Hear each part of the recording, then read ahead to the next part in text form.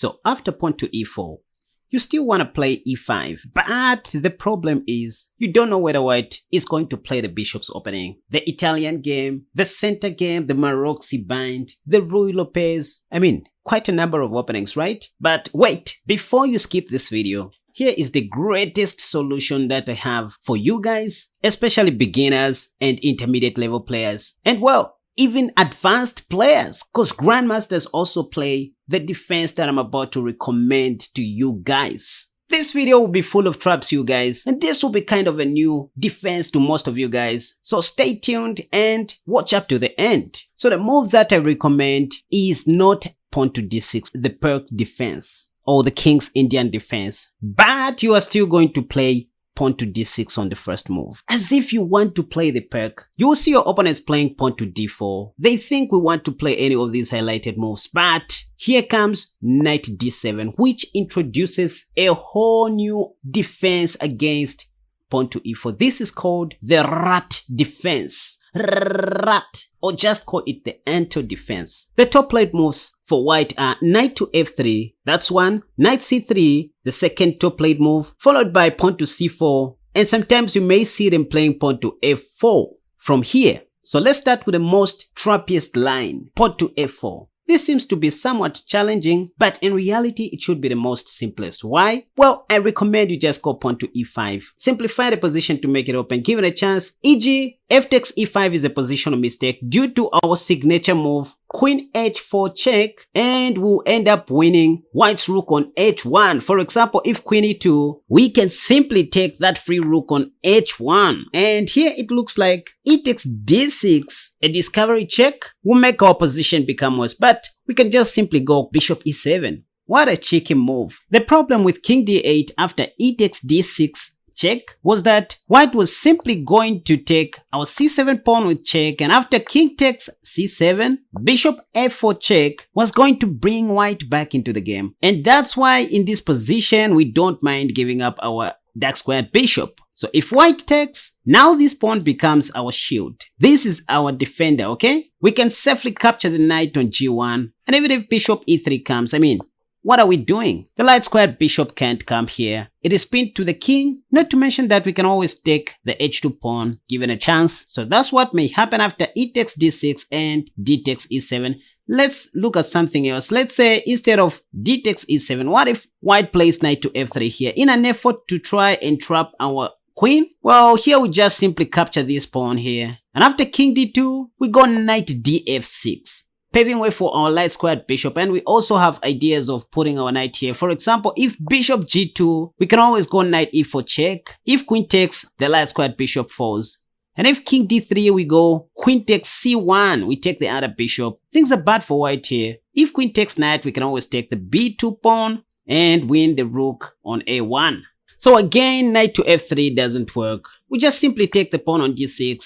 Again, if king d2, planning to go bishop g2, we go knight df6, paving way for the light squared bishop. And this time, instead of bishop g2, if white plays knight to c3, for example, stopping us from playing knight e4 check, and also planning to play this, well, we can simply go bishop g4, this time pinning this knight to the queen. If bishop g2 anyway is trying to trap our queen, well, we simply take on f3, and now you can see the problem. If bishop takes f3, just queen g1, I mean, we are targeting this pawn next. If king d3, we go h5. Given a move, we would like to play h4 and h takes g3. If rook b1, intending to play bishop e3, trapping our queen, well, we always have rook c8. Now this is a very tricky move. If bishop takes b7, we can just play rook c7, attacking the bishop, and like it or not, our queen will not be trapped. For example, if bishop e3 attacking this queen, now we review our plan why we played rook c8 by simply taking on c3 with check. That's a sacrifice, removing the defender of this rook, and after king takes c3, that's when we take the rook. So there is no way white can trap our queen. Alright, back to our starting position of interest. Still looking at the f4 line, where I advised to play pawn to e5. Yeah, we just saw what happens after f takes e5. The ideas are very clear. I mean, but what if white chooses to take with his d pawn instead of the f pawn. Let's say d takes e5 this time. Well, we just simply play d takes e5 as well. And again, f takes e5 is really bad because we always have this signature move. If pawn to g3, you already know our plan. And if king d2, we can always take on e5 with our knight, or simply play queen f4 check and grab this free pawn. I mean, black is doing fine in this position. If king e2, well, we just give white a check. Bishop e3 covering the check. We go knight takes e5. Knight c3 attacking our queen. Well, bishop g4 check. And here you will see most of your lower rated opponents covering with the knight. That's when we take, course, I mean, this is very bad for white, and he may end up losing his queen on d1. For example, here we can just castle short, and that's check. If bishop d3, that's what they play, I mean. You go knight c4 check, and you are going to win a piece here. This is just completely winning for us. So this is how dangerous the rat can be if your opponent is not careful. Okay, now wait a second. The like button is over there, near your thumb. Why don't you click it in order to appreciate my works? And also to encourage me to keep on working more wonderful videos just like this one. I mean, that's the best you can do. And if at all you haven't subscribed to my channel, you can do that in 4 seconds during this break and come back to watch this video again. Let us grow this community together to take chess forward. Okay. So surely we have seen that even after d takes e5 and d takes e5, white doesn't have to take on e5 with his f pawn because of our signature move. They have to play something like knight to f3 here to be principled. Well, the only thing that you need to remember, knight f3 equals bishop d6, okay? We always want to play bishop d6 given a chance in positions like this when we are playing the rat. But before we do that, it is even better to provoke our opponent to misplace his pieces. Let me show you what I mean. You first of all go bishop b4 and that's check. If white plays any of these highlighted moves, knight c3 or bishop d2 covering the check, we always play queen e7 reinforcing. So that will come with a development. With bishop b4, we just want to provoke white play pawn to c3 so that his queen's knight can no longer sit on c3, which he likes doing most of the times. And this is when we play bishop d6. Look at this huge pawn that we have here. It's a very beautiful dark squared bishop holding all these pawns together. Given a chance, would love to play knight f6, pawn to h6 and castle short. Life goes on. We continue playing normal chess. But if f takes e5 again, we simplify the game. Knight takes e5 first. It's good to trade off pieces based on their values. For example, knights against knights, bishops against bishops. That's why we didn't take with the bishop first here. If knight takes e5, well, we don't take the knight. That's one problem which most amateur players make. They immediately take on e5 with the bishop. This will allow white to take your queen on d8 and make you lose the right to castle. So you need to play this in between move, queen h4 check. You still have a chance to take on e5. If pawn to g3, and now you take the free pawn on e4 with check. If bishop e2, you take the free rook on h1. But if queen e2 blocking the check, well, you first of all take the knight, not the queen. And if queen takes e5, you take the bishop. I mean, black is just a pawn up with a minus 1.8 position advantage in this position. So this is suffice to win the game.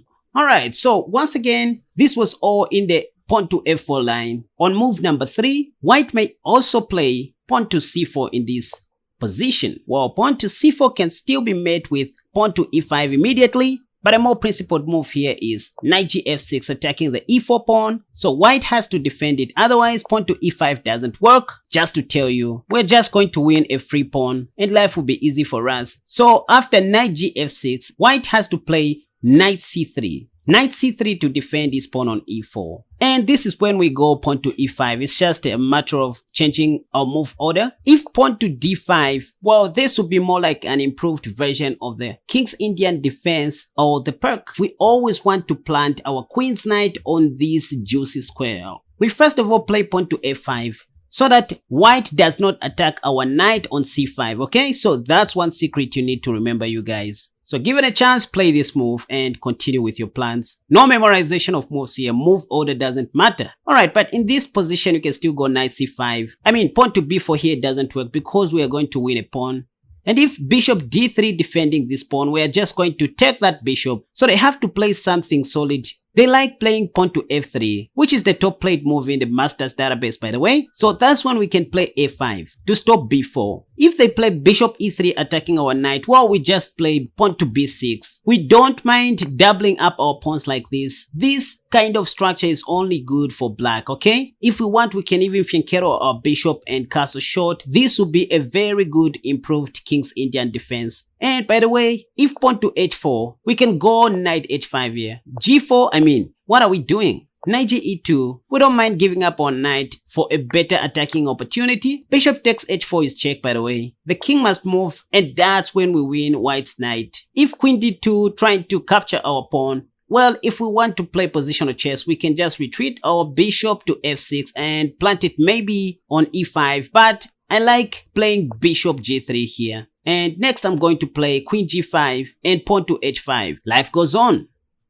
Okay, back to our starting position of the rat defense. We just finished looking at pawn to c4 and pawn to f4. Again, I said instead of pawn to e5, which is also playable, just go knight gf6. And after knight c3 defending the pawn, you now go pawn to e5. Here you might see your opponent not even playing pawn to d5 here.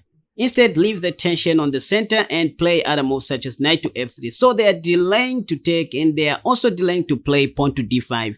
The easiest continuation here is just to play this in the King's Indian defense style or the Pirc, I don't know. You can go pawn to g6, you can carry your bishop, castle short, play pawn to c6 to stop knight d5 or knight c5 in the near future. You just continue playing normal chess here. But I'm going to show you what exactly to do after knight f3 and knight c3. Now, I'm not gonna spoil it for you guys. If you're interested in watching the full video on this amazing defense, solid enough to handle even 2400s, you can simply visit my website through the link which I have provided in the description down below. So just go to my website and sign up for my free masterclass using your email address, and that's where I'm going to send you a full video of this wonderful defense. It's actually free, you are not going to pay anything. So once again, be sure to visit my website and get a free mini course on this defense after signing up for my free masterclass. Alright, this marks the end of our study, you guys. I hope you enjoyed watching this video. If at all you did, please consider giving it a thumbs up and subscribe to my channel if you haven't already. And most importantly, I guess you now have a new opening repertoire which you are going to try out against those annoying opponents. So thank you for watching my video once again. Until